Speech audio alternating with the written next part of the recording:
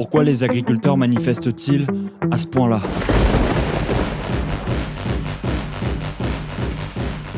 Je pensais aussi que c'était qu'une histoire de thunes, mais après quelques recherches, c'est pas le cas.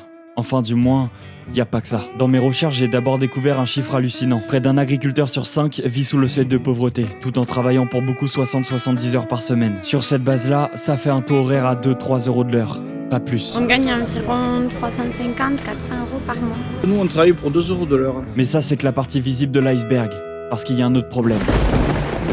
De plus en plus, les agriculteurs français doivent respecter des normes françaises, des règles européennes, des contraintes environnementales toujours plus strictes. À la limite, pourquoi pas ? Mais le problème, c'est que ces règles ne s'appliquent pas toujours de la même façon aux produits importés. Des rapports de la Cour des comptes et de la Commission européenne montrent que certains produits interdits d'usage en France peuvent encore être utilisés dans d'autres pays. Et ce sur des aliments ensuite importés légalement et vendus sur le marché français, tant qu'ils respectent les seuils sanitaires européens. Donc si beaucoup d'agriculteurs ont le sentiment de jouer à un jeu dont les règles du jeu changent sans cesse, il faut aussi que je vous parle d'un sujet plus sensible. Selon la Mutualité sociale agricole, le taux de suicide chez les agriculteurs est l'un des plus élevés parmi les professions en France. C'est pas anecdotique, c'est un signal d'alarme sociale, parce qu'on parle ici de près de 2 actes dramatiques par jour.